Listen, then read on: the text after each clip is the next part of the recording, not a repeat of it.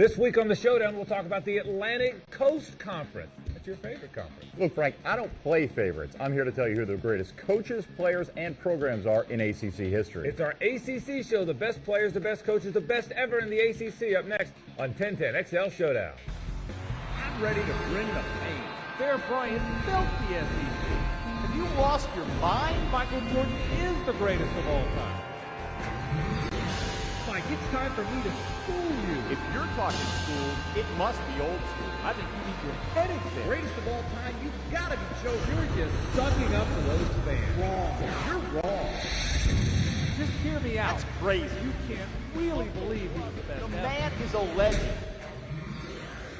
Welcome to the Showdown, everybody. Frank Frangie along with Mike Dempsey. Our week to talk about the ACC. Now, Mike, a lot of SEC snobs would call that the almost competitive conference. I would never say that, but they would. You, of course, being an SEC snob like everyone else, would think only of football. It's got a rich tradition in basketball and a lot of other things. We're going to hear about all those today. And great, great coaches. That's how we'll start it off. What about the best coach ever in the ACC? We went to you to find out. It's our Tom Bush BMW shout-out.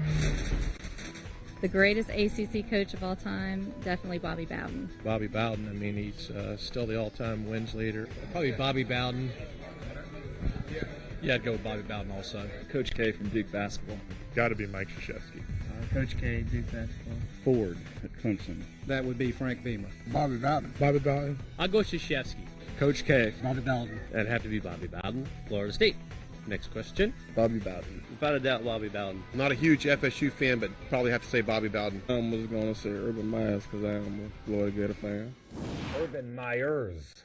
Look, Myers. never overestimate the intelligence of a Gator fan. If it's not more clear from that, I don't know what is. Show the Urban Myers guy. That's your guy. Best coach in the ACC of all time. Oh, it's obvious to me. It's Coach K. Mike Krzyzewski at Duke, 9 Final Fours, including 5 in a row, and he did it, while, by the way, down the road on Tobacco Road, Dean Smith was there at North Carolina watching him steamroll through not only the ACC, but nationally, 3 national championships. Look, when it comes to a coach, tell me how many banners he's hung up there, and I'll tell you what, Coach K did not have the caliber of players that Dean Smith had to work with. You can make an argument for Bobby Bowden, but I don't think he's got the legacy that Coach K has built over 25 years. I think Coach K is a great coach. I'll take Dean Smith, Mike, for these reasons. Coach K did a great job. Dean Smith did it in different eras. The basketball players and the way they played when Dean Smith got the job to the way they played, the the volume of athletic players at the end of his regime changed completely, and he changed with the times. One of the few coaches that could really do it. Bear Bryant did it in football. He really changed with the times. 870-plus wins, second most all time.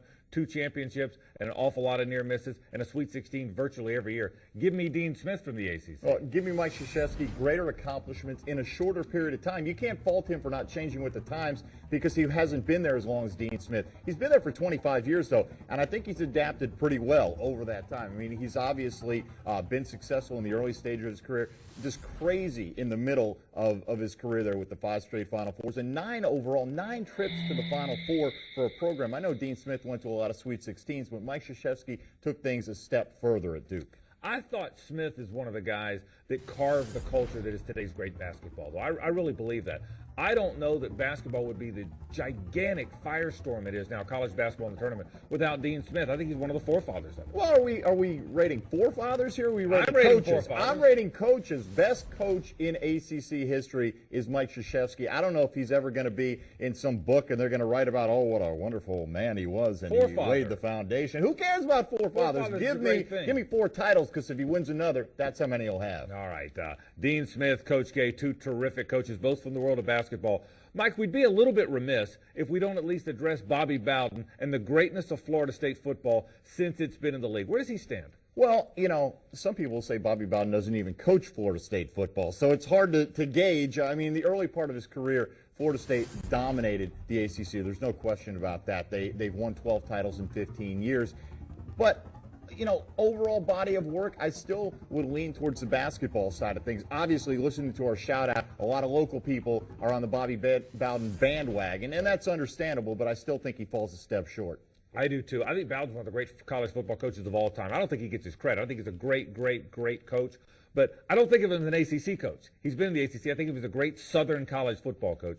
and I agree with you there. All right, greatest coaches. What about the greatest athletes in ACC history? That's coming up right after this on 1010 XL Showdown. Stay with us. And they didn't play at Duke, by the way. More top picks and trash talk coming up on the 1010 XL Showdown presented by Florida Telco. You heard our conversation about the greatest coaches. What about the greatest athletes? Now, you're not on the Duke payroll for this one, too, are you? No, I'm not. Although Duke may appear on it. It's not athletes, it's performers, because pure athletes, I think some of my people would get bumped off the list. I want to make that clear. All right. What did you think? Once again, a Tom Bush BMW shout-out. The greatest athlete I've ever seen play in the ACC is definitely number 55, Marvin Jones. I think you could argue all day whether it's Lawrence Taylor or Deion Sanders. I think they both changed the position they played. I'm gonna have to go with Julius Peppers. Michael Jordan. Charlie Ward. Say Charlie Ward. It's a no-brainer. Jordan. Deion Sanders. Probably, even though I hate to say it because I can't stand the guy, Deion Sanders. Work done.